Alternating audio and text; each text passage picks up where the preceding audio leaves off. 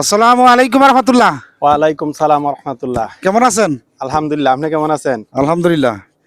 আমি তো দেখতেছি যে ঐতিহ্য এখনো ধরে রাখছেন আপনারা। হ্যাঁ, চেষ্টা করতেছি ঐতিহ্য ধরে রাখার জন্য।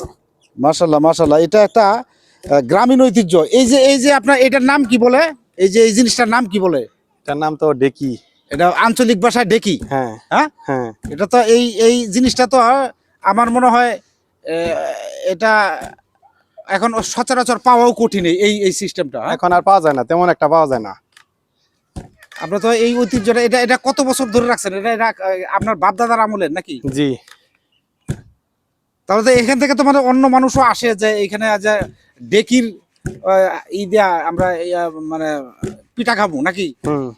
যার যার দরকার সে আইসা গুড়ি কুইটা নিয়ে যায়। এখন তো অ্যাভেলেবেল 10 মিনিটে 10 টাকা 15 টাকা দেয়া কেজি হিসাবে ওই যে মেশিন থেকে নিয়ে আসে 20 টাকা কেজি। 20 টাকা কেজি। তাহলে ওটা তো সময় লাগে না, কিন্তু এটার একটা মজা আছে আলাদা নাকি? এটা দিয়ে সব পিঠা হয়।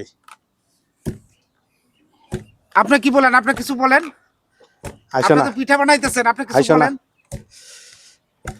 আপনি কিছু বলেন, এই ঐতিহ্যটা সম্বন্ধে কিছু বলেন। আপনার মুখ দেখাইতে হবে না, একটু কিছু বলেন আপনি। ঐতিহ্য বলা যাবে না, এর ঐতিহ্যটা এটা আমার কিন্তু দেখে খুব ভালো লাগলো।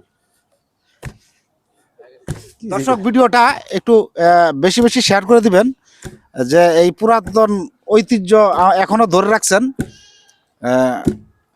বদলুক ধরে রাখছেন। আমি যাইতেছিলাম রাস্তা দেওয়া যে আমার এই ঐতিহ্যটা একটু ভিডিও ধারণ করি, আপনাদেরকে দেখাই। এখনো আছে। গুড়ি লাগতাছে নিচে।